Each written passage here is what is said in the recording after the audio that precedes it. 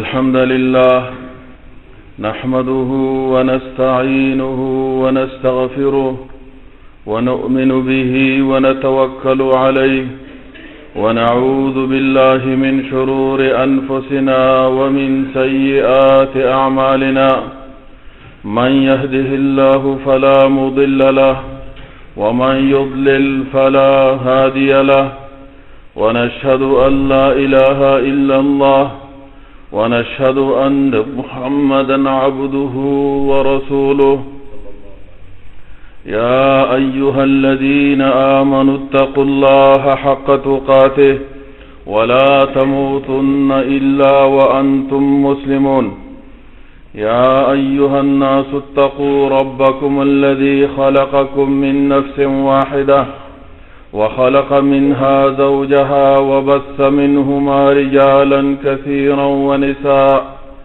واتقوا الله الذي تساءلون به والأرحام إن الله كان عليكم رقيبا يا أيها الذين آمنوا اتقوا الله وقولوا قولا سديدا يصلح لكم أعمالكم ويغفر لكم ذنوبكم ومن يطع الله ورسوله فقد فاز فوزا عظيما أما بعد فإن خير الحديث كتاب الله وخير الهدي هدي محمد صلى الله عليه وسلم وشر الأمور محدثاتها وكل محدثة بدعة وكل بدعة ضلالة وكل ضلالة في النار إن الله وملائكته يصلون على النبي يا أيها الذين آمنوا صلوا عليه وسلموا تسليما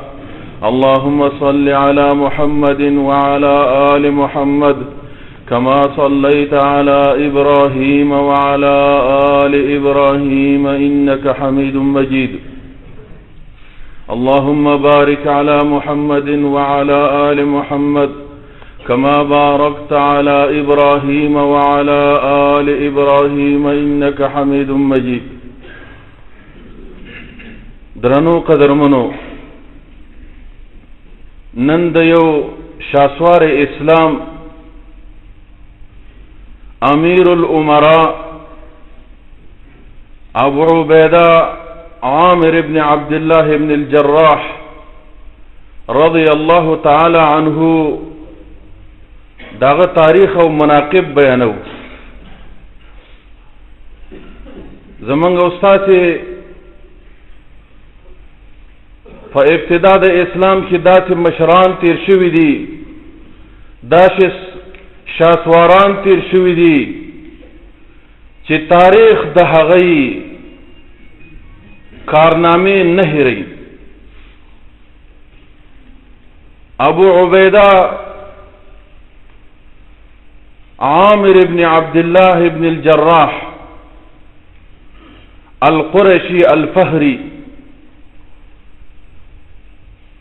نبی کریم صلی الله علیه وسلم سره شجر نسب فهر ابن مالک ابن نضر کی ملاوی دا د هغه مخکنیو اولنی مسلمانانو نه دی چې قرآن عظیم الشان کې رب کائنات د هغې په باره کې لیکي چې السابقون الاولون هغه اولنی میاشت کې چې جناب محمد رسول الله صلی الله علیه وسلم چند کسانو ته دعوت ورکو په زنانو کې حضرت خدیجه کبرا رضی الله عنها ایمان راوړ نوجوانانو کې ولنی ایمان حضرت علی ابن ابي طالب رضی الله عنه راوړ او په معمر کسانو کې ابو بکر صدیق رضی الله عنه اسلام راوړ د ابو بکر صدیق د ښه علاقاتو د وجنه ابو عبیده متاثر شو د اسلام نه الله جل جلاله ته هدایت وکړو اسلام راوړ ابو عبیده هغه نوجوان دی ورونو چې د الله د دین نه، د الله د محبت نه، د جناب محمد رسول الله د محبت نه خپل سر و مار قربانوي. دو کرته هجرت کوي، یو کرته حبشي ته هجرت کړی دی د مدینه منورې نه مخکې، او دوهم ځل مدینه ته هجرت کړی دی. د الله او د رسول دون تابعدار شاسوارو چې کله د الله او د رسول نه وروسته کېده، چې څومره غزاګانې تیرې شوي دي. ابو عبیده په هر غزا کې شهید شوی دی، حاضر شوی دی. هر غزا کې ابو عبیده رضی الله عنه داسې کارنامې کړي دي چې ډېرو صحابه کرامو ته هغه کارنامې نه دي په برخه شوي.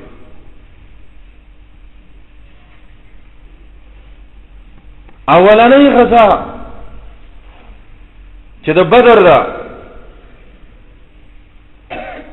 الله جل جلاله دکی ایمانی جذبه پیدا کړې وه.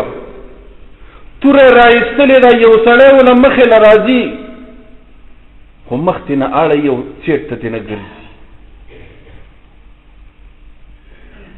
مشرکینو باندې ګزارونه کوي، وهي، وژني، قتلوي، خو د یو سړي نه مخ اړوي، وایي کېدای شي الله ورته هدایت وکړي. بیا ونه دا سړی مخې له راځي. په درېیم ځل چې له مخې له راغی نو د تکبیر اواز یې وکړ، سر یې کټ کړو. وایي دا سزا د هغه چا ده چې د الله او د رسول په مقابله کې جنګېږي. دا د هغه سړي سزا ده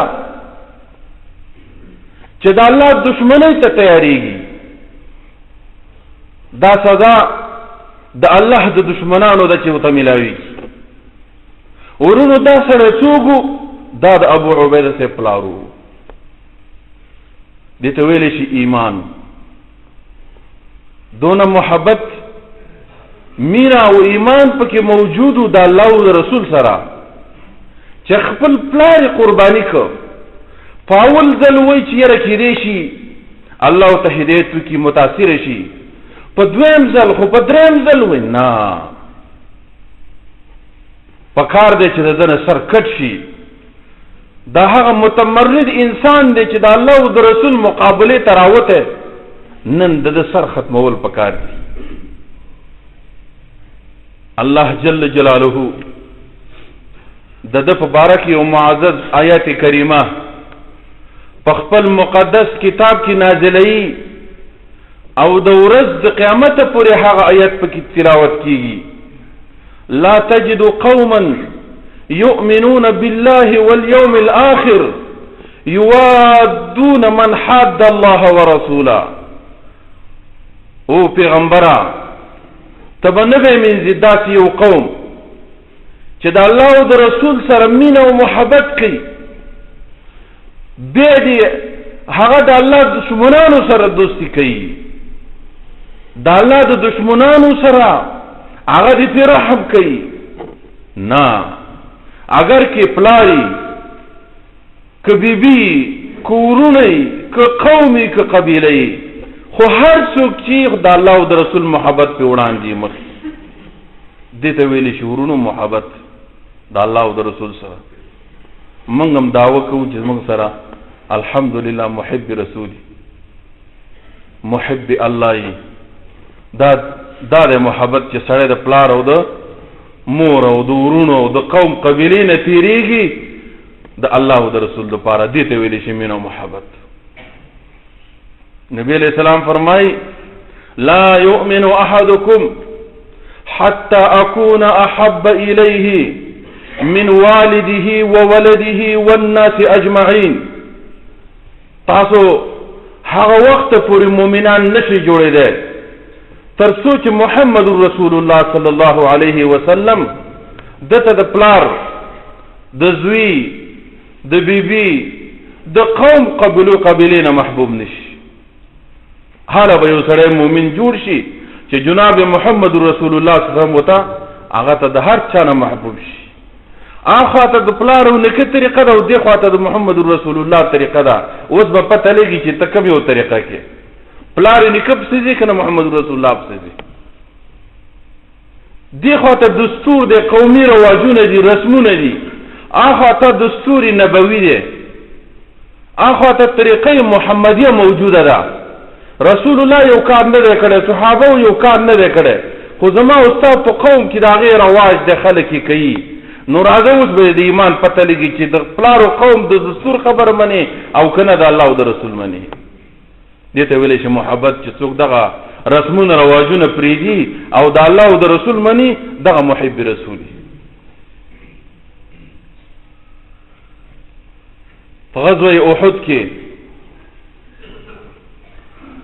ورونو یو حالت راځي مسلمانانو باندې. د جنگ په ابتدا کې نصرت او فتح الله د مسلمانانو په برخه کې کړه، خو په منځ د جریان جنگ کې د صحابه او بعضې مخالفتونه صادر شو. د رسول الله صلی الله علیه وسلم آرډر یې ونه منه، نو هغه خلاف د وجې نه یو څه مشکل پیدا شو. دشمن د غرب د جبل رومات نه راتاویږي او د شا د خوا نه په مسلمانانو باندې حمله کوي. صحابه کرام ناڅاپه ګزارونه دي تیت و پرت شو. چند کسان د نبی علیه الصلاة والسلام په خوا کې پاتې شو. ابو بکر صدیق میدان کې ولاړ دی، عمر فاروق میدان کې ولاړ دی، ابو عبیده بن عامر الجراح په میدان کې ولاړ دی. چند کسان دي د میدان نه وخوځېدلي نه دي. نبی علیه الصلاة والسلام ته دشمنان نږدې شوي دي رارسي، او نبی علیه السلام فرمایي چې من یردهم عنا فله الجنه. نن چې دا مشرکان زمونږ نه څوک ردوي، مقابله کوي او دفاع کوي، هغه سړی ګوره جنتي دی. بل روایت کې راځي چې فهو رفیقي فی الجنه، دا به زما ملګری په جنت کې نن چې څوک مقابله کوي او دفاع کوي د اسلام او د محمد رسول الله نه. نو زیات صحابه کرام میدان جنگ نه داسې خواره شي. نبی علیہ السلام سره چند کسان ولاړ دي. یو کس بیرغ اخلي هغه شهید کیږي، بل راځي بیرغ اخلي نیسي شهید کیږي. 2 کسان په بیرغ باندې قرباني شولو. نبی علیہ السلام ولاړ په میدان باندې خوځېږي نه او فرمایي چې چا د پیغمبر دفاع کوله هغه جنتي دی. نو دې وخت کې هر څه زور کوي چې د نبی علیہ الصلاة والسلام نه مقابله دفاع وکړي. د نبی علیہ الصلاة والسلام مبارک سر مات شو، مخ کې غشي ولګېدل. کله چې جنگ ختمیږي ابو بکر صدیق رضی الله عنه حوصلې کوي او وایي چې دا غشی د نبی علیه السلام نه دا زه راوباسم. ابو عبیده بن جراح وایي صیبه د خدای نه ویرېږه ما ته پرېږده. غشی تې ورو ورو راوباسي، دونه کلک دی چې کله غشی راویسته دواړه مخامخ غاښونه د مابینه لاړو، غاښونه ترې نه ووتل. دې ته ویلی شي قرباني، دې ته ویلی شي محب رسول. الله دې ما وتا کې داسې ایمان او محبت پیدا کړي چې کوم په صحابه. نبی علیہ الصلوۃ والسلام لا د نجران یو وفد راغی. فرمای نبی علیہ الصلوۃ والسلام ته چې د الله حق پیغمبره من سره یو سړی ولیږه چې هغه موږ ته ستا د دین تربیت راکړي، تعلیم راکړي. وابعث معنا رجلا امينا ولا تبعث معنا الا رجلا امينا. داس یو سړی را سره ولیږه چې هغه امینی، ستا په رسالت کې څه قسم خیانتونه کې زیاتی کمی ورپکې ونه کړي. سبحان الله. هغه وخت کې خلکو ته پته وه چې خلک په رسالت کې د چا چې ترجمانی کوي کمی او زیاتی پکې کوي. نن هم داسې خلک شته چې د جناب محمد رسول الله صلی الله علیه وسلم راوړي دین باندې اکتفا نه کوي او بعضې داسې کارونه کوي چې هغه د الله او رسول نه دي. دې ته ویلی شي خیانت. دا څونه افسوس دی. جناب محمد رسول الله یو کار نه کوي په قرآن و سنت کې د هغې ثبوت نشته، ائمه نه دی کړی، صحابه نه دی ذکر کړی، او زما او ستا د کلي رواج دی، زما او ستا یې کوو، ملا صاحب هم لګی دی او مخه نه نیسي. ډېر ډېر افسوس. نو هغه وفد وایي چې یو سړی به موږ سره لیږي چې ستا په رسالت کې څه قسم خیانتونه کړي. نو نبی علیه الصلاة والسلام فرمایي سأبعث معكم رجلا امينا حق امين، زه به تاسو سره داسې یو سړی لیږم چې هغه به حقیقي امیني، هغه به رښتیا امیني، تبلیغ رسالت به په صحیح معنو سره کوي، 19-20 فرق به هم نه راولي، مکمل تبلیغ رسالت به کوي. نبی علیہ السلام ملګرو هر یو سړي صحابي دا تمنا و چې یاره اوس ما ولیږي، ځکه پیغمبر وایي چې سأبعث معکم رجلا امینا حق امین، رښتینی امین به زه تاسو سره لیږم، حقیقي امین به زه تاسو سره لیږم. نو هر یو صحابي ارمان دی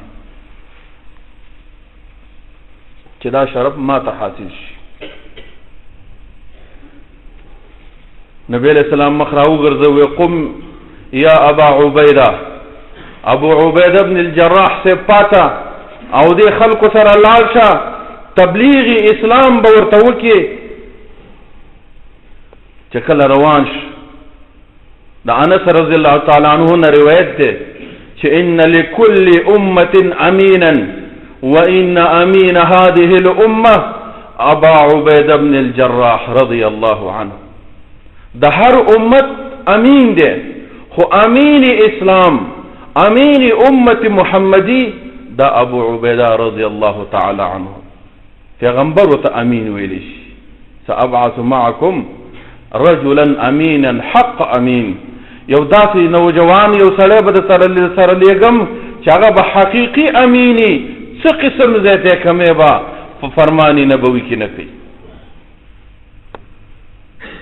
ابو عبیده رضی الله عنه هغه وظیفه سرته رسوي.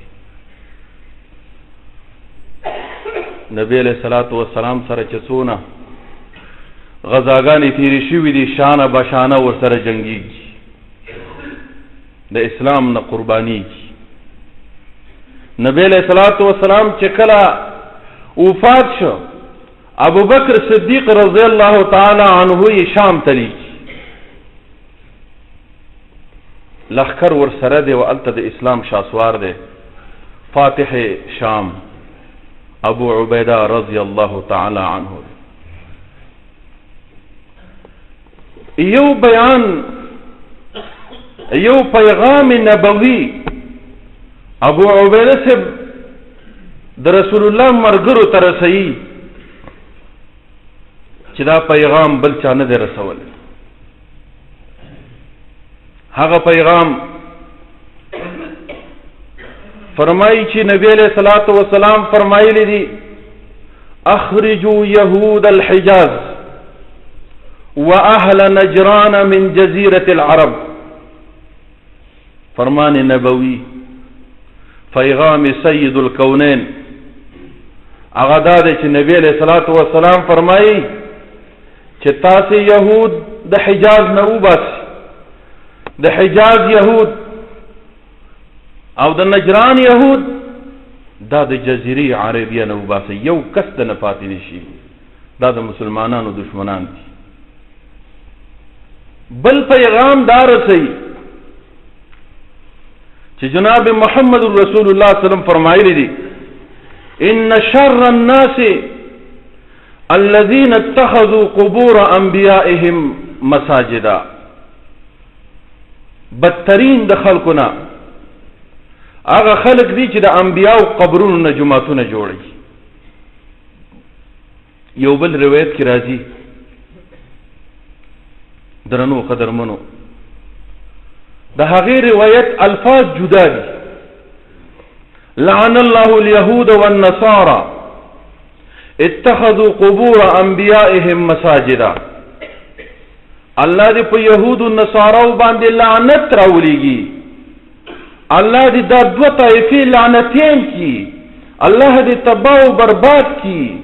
ولې کله چې به دیو کې یو پیغمبر وفات شو نو د پیغمبر د قبر نه به جماعت جوړو، د پیغمبر د قبر نه به عبادت خانه جوړوله، پیغمبر قبر ته به سجدې کولې، هغې کې به عبادت کوو. نو نبی علیه الصلاة والسلام شکایت کوي الله الله لا تتخذوا قبري من بعدي وثنا. الله نه ویریږئ زما قبر زما د مرګ نه وروسته ګوره بت جوړ نه کوي چې هغې عبادت خلک کوي. ورونو دا ډېره سخته خبره ده. کسر نفسي یو انسان د بل چا په باره کې وایي اسانه ده، خو یو سړی د خپل ځان باره کې وایي ګوره پام کوئ زما د مرګ نه وروسته زما قبر د عبادت خانه جوړه نه کوي، زما قبر زه به بنده یم، سجده به الله ته لګوئ. دا ګوره ډېره سخته خبره ده. کسر نفسي ده. ډېر خلک په دې باندې خوشحالېږي، وصیتونه کوي چې زه مړ شم زما په قبر باندې ګرجه جوړه کوي، زما په قبر باندې قبه جوړه کوي، زما په قبر باندې یو غټه مناره او آبادي جوړه کوي، وصیت کوي، پیسې ورته خاص کوي. دا ناپوهي ده. خو جناب محمد رسول الله افسوس کوي، وایي چا چې مخکې دا کار کړی و الله دې په هغې باندې خپل لاندې ته راولي. نو نبي علیه السلام دونه کسر نفسي کوي چې ګوره زما قبر عبادت خانه جوړه نه کړي.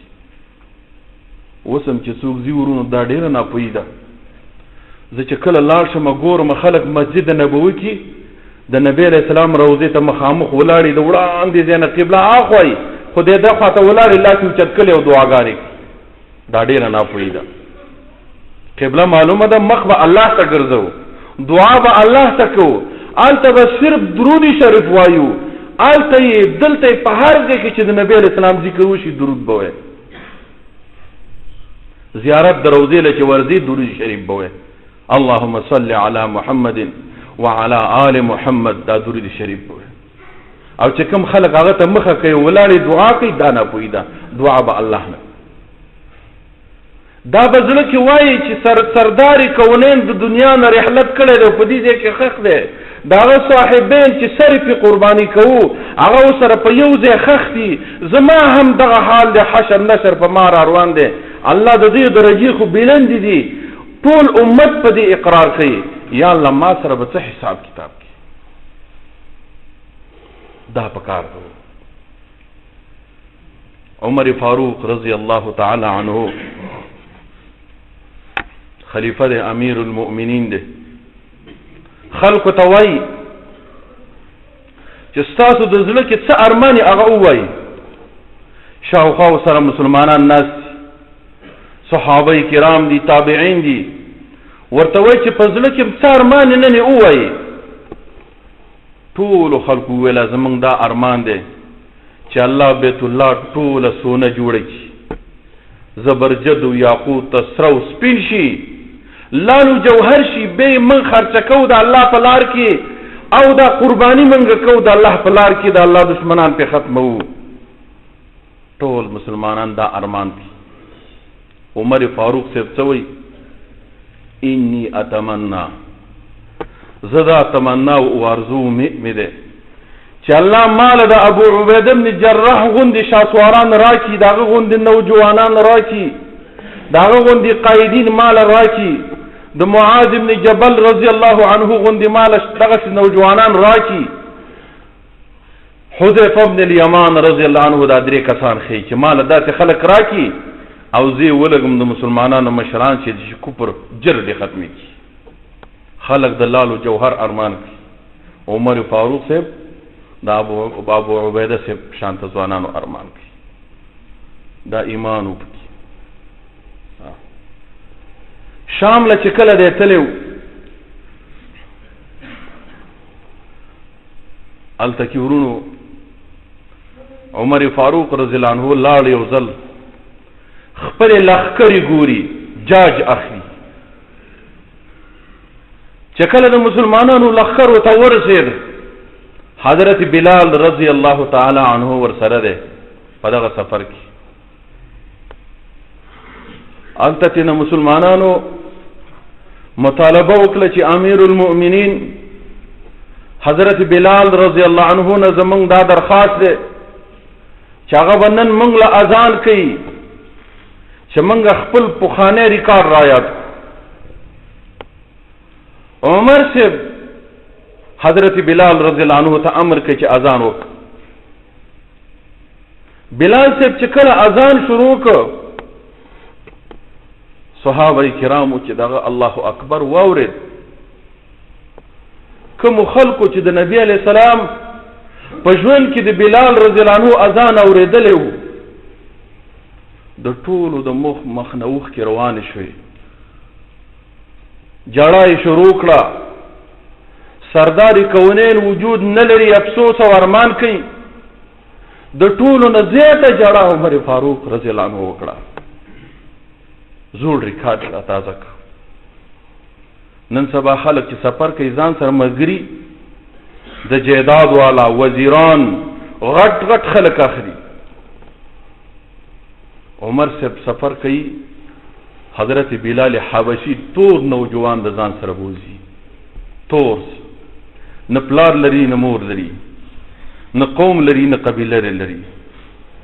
حضرت بلال رضی الله عنه ځان سره په سفر کې روان کړي.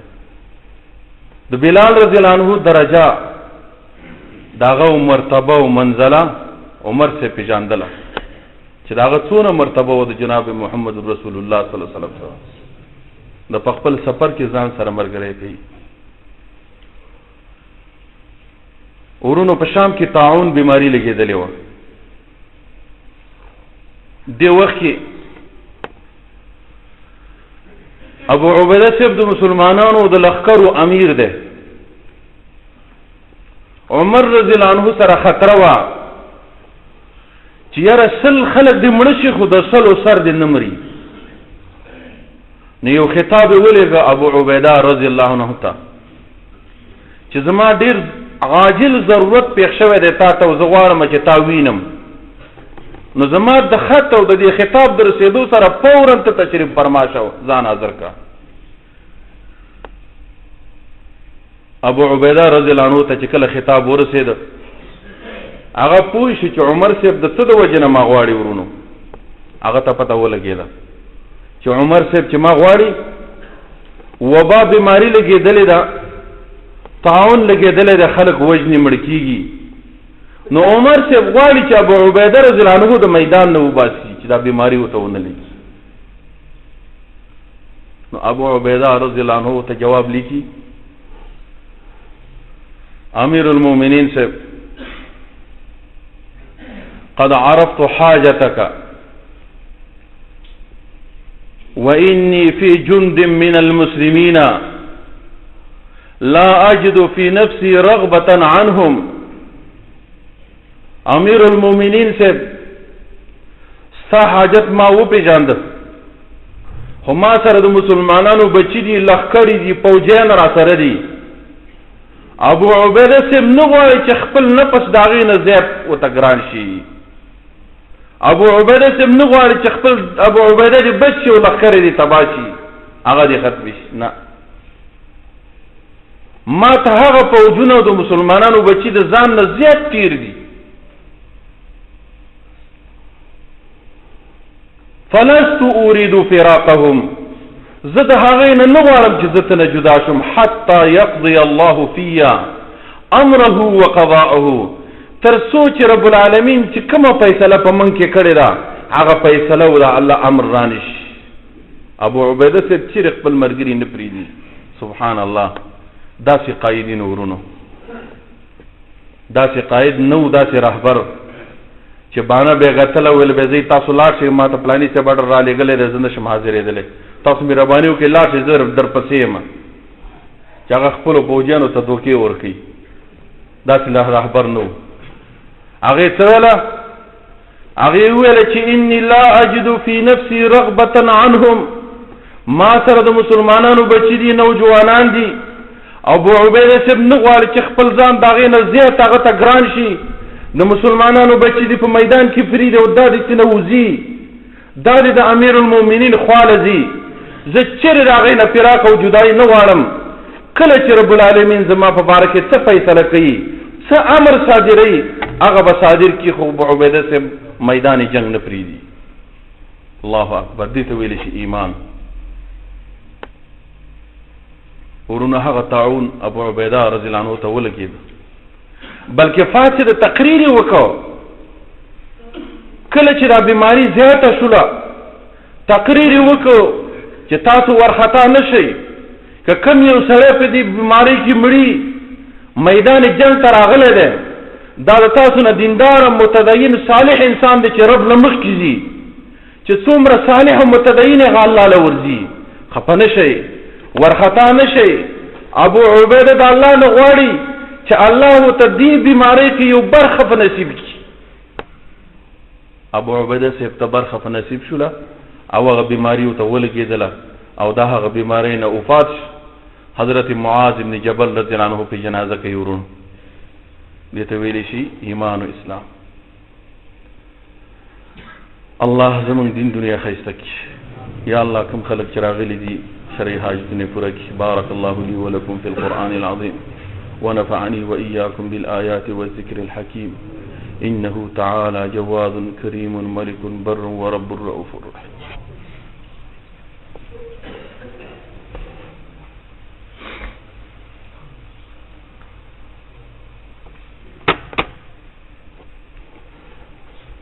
الحمد لله رب العالمين، الصلاة والسلام على أشرف الأنبياء والمرسلين نبينا محمد وعلى آله الطيبين الطاهرين ومن تبعهم بإحسان إلى يوم الدين.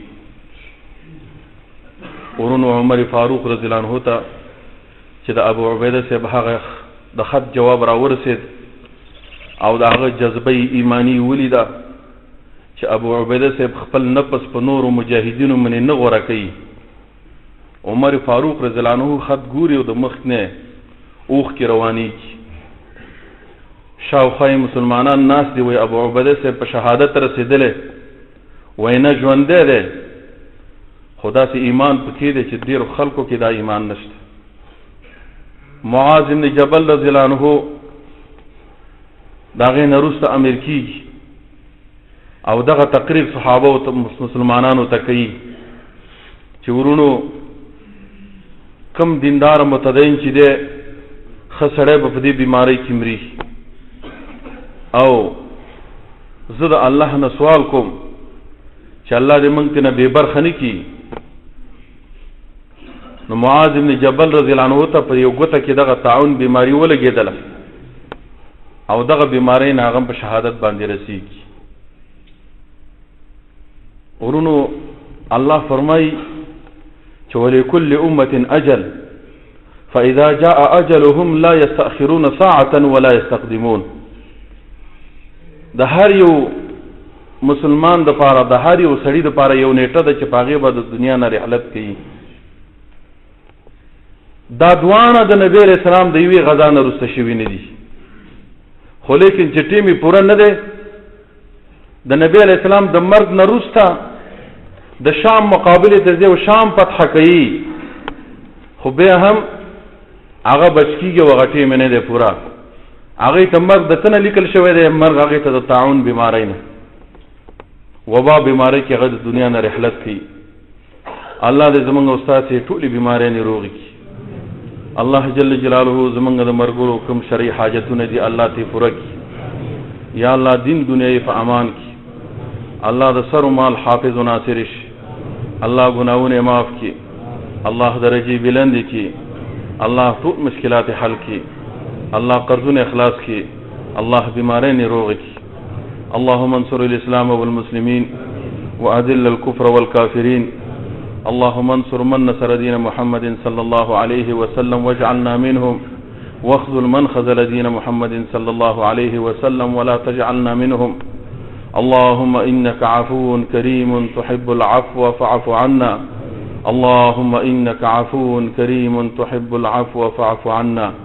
اللهم إنا نسألك العفو والعافية في الدنيا والآخرة. اللهم اجعل هذا البلد آمنا مطمئنا سخاء رخاء وسائر بلاد المسلمين، واجعل أميرهما واحفظ أميرهما وولي عهده، واجعلهما في من خافك واتقاك يا رب العالمين. ووفقهما لما تحب وترضى. ربنا آتنا في الدنيا حسنة وفي الآخرة حسنة وقنا عذاب النار. ربنا لا تحمل علينا إسرا كما حملته على الذين من قبلنا. ربنا ولا تحملنا ما لا طاقة لنا به. واعف عنا واغفر لنا وارحمنا، أنت مولانا فانصرنا على القوم الكافرين. سووا صفوفكم رحمكم الله.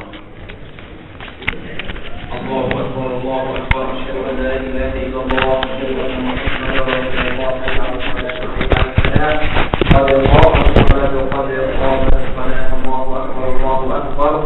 لا إله إلا الله.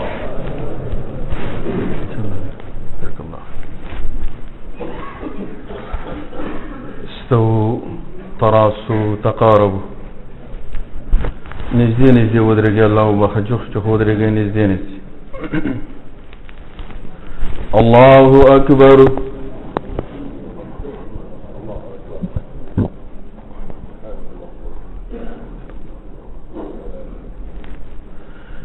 الحمد لله رب العالمين الرحمن الرحيم مالك يوم الدين. إياك نعبد وإياك نستعين. اهدنا الصراط المستقيم صراط الذين أنعمت عليهم غير المغضوب عليهم ولا الضالين.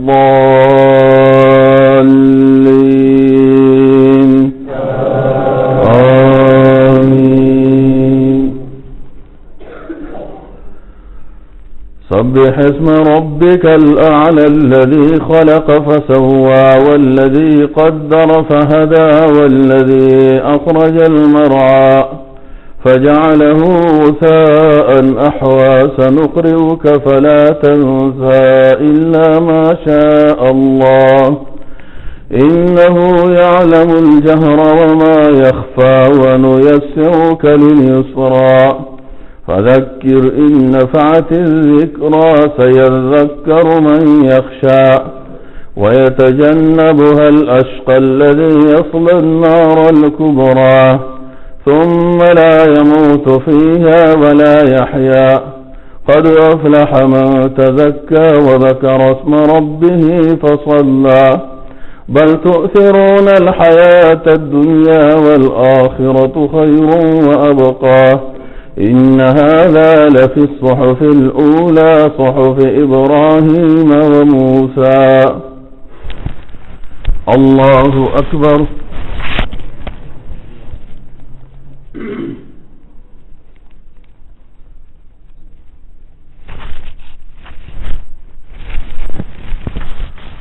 سمع الله لمن حمده.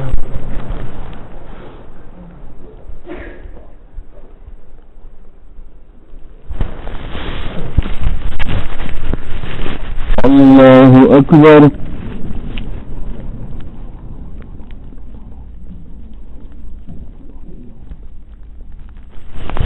الله أكبر.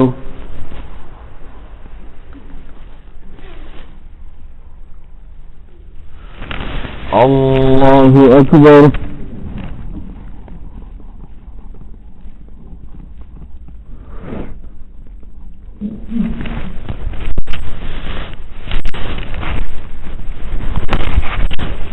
الله أكبر. الحمد لله رب العالمين الرحمن الرحيم مالك يوم الدين. إياك نعبد وإياك نستعين. اهدنا الصراط المستقيم صراط الذين أنعمت عليهم غير المغضوب عليهم ولا الضالين.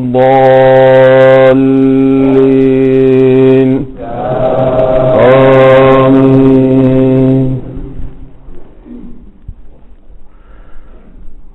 هل أتاك حديث الغاشية وجوه يومئذ خاشعة عاملة ناصبة تصلى نارا حامية تسقى من عين آنية ليس لهم طعام إلا من ضريع لا يسمن ولا يغني من جوع وجوه يومئذ ناعمة لسعيها راضية في جنة عالية لا تسمع فيها لاغية فيها عين جارية فيها سرر مرفوعة وأكواب موضوعة ونمارق مصفوفة وزرابي مبثوثة أفلا ينظرون إلى الإبل كيف خلقت وإلى السماء كيف رفعت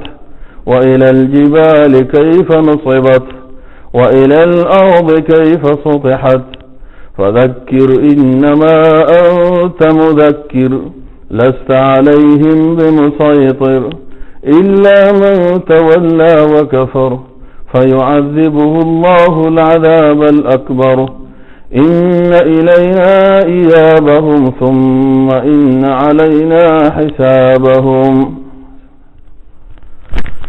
الله أكبر.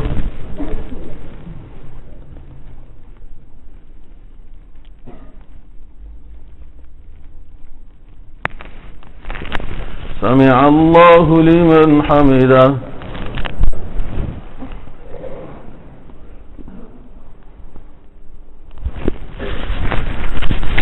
الله أكبر.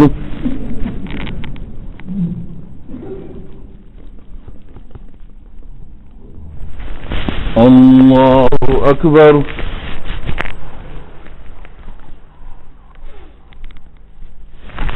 الله أكبر.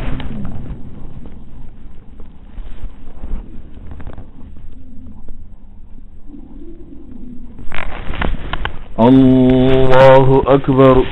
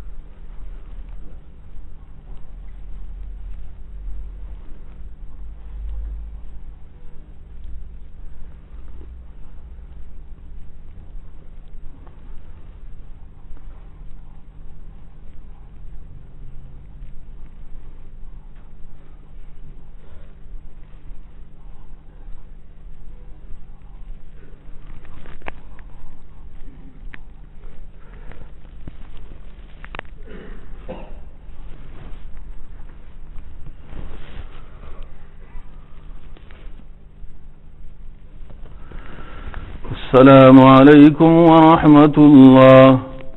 السلام عليكم ورحمة الله. الله أكبر.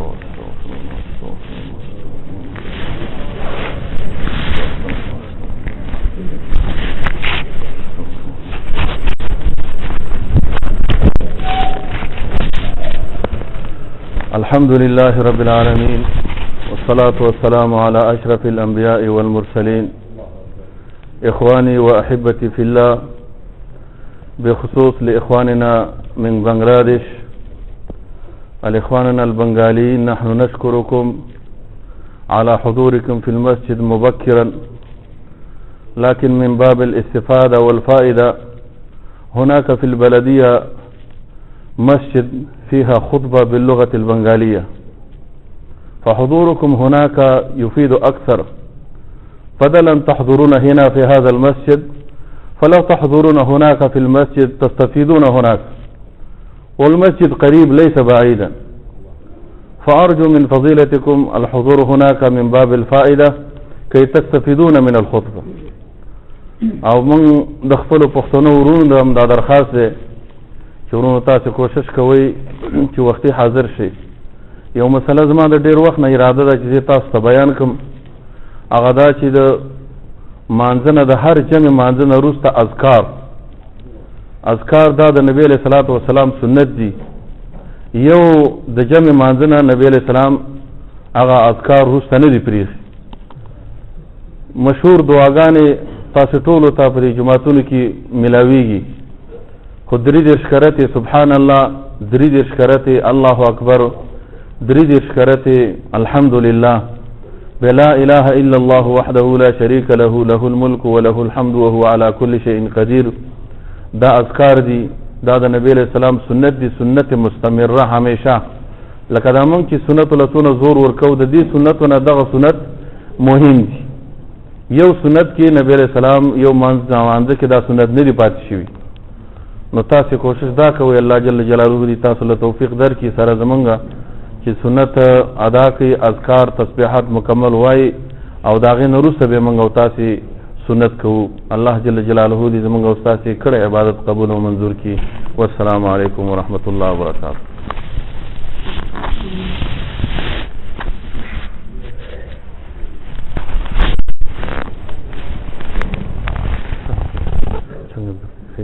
خیر